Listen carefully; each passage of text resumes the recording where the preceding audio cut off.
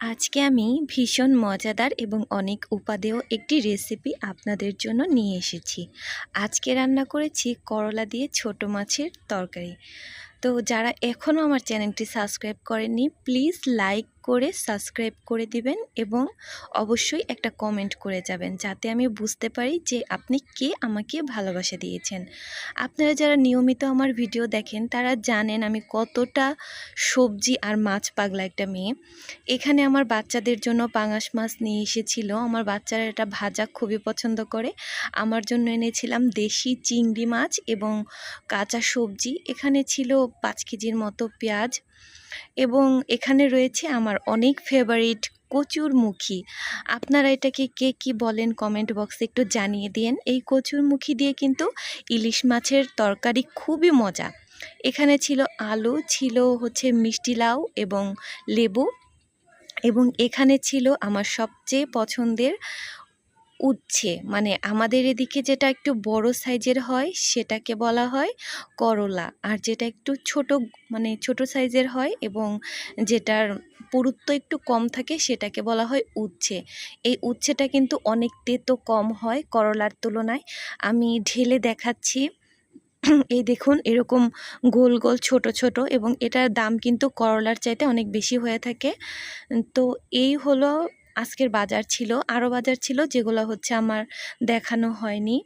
তো আমার কিন্তু মাংস রান্না করলেও আমার জন্য আমার সবজি এবং মাছ আমার থাকাই লাগবে। তো করলা এরকম চিকন চিকন করে কেটে প্রথমে লবণ দিয়ে হালকা করে মেখে 15 মিনিট রেখে ভালো করে ধুয়ে ঝরিয়ে নিয়েছি। তারপর ছোট ছোট মাছ যেগুলো আগের দিন এনেছিলাম পরিষ্কার করে ধুয়ে হলুদ লবণ মরিচ দিয়ে মেখে ম্যারিনেট করে রেখেছি। এরপর রান্নার শুরুটা করেছি আমি সরিষার তেল দিয়ে।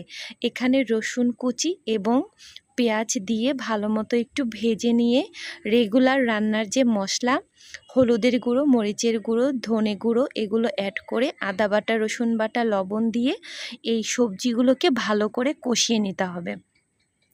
2টা টিপস অবশ্যই ফলো করবেন। করলাগুলোকে অবশ্যই লবণ পানিতে আধা ঘন্টার মতো ভিজিয়ে রাখবেন। তারপর এই দ্বিতীয় টিপস হলো এই করলাগুলো রান্নার সময় একদম ঢাকনা দিয়ে ঢাকা যাবে না। কিছুক্ষণ কষিয়ে নেওয়ার পর ম্যারিনেট করে রাখা ছোট মাছগুলো আস্তে করে ওপরে বসিয়ে দিতে হবে। খেয়াল রাখবেন যাতে করে মাছটার গায়ে বেশি নাড়াচাড়া না পড়ে, তাহলে কিন্তু কাটা কাটা হয়ে যাবে বা মাছটা ভেঙে যাবে। আলতো করে এভাবে সবজিগুলো জাস্ট ওপর থেকে নিচ করে দিবেন। আর এভাবে করলে কিন্তু একদমই মাছগুলা ভাঙবে না, খুব সুন্দরভাবে কুক হবে।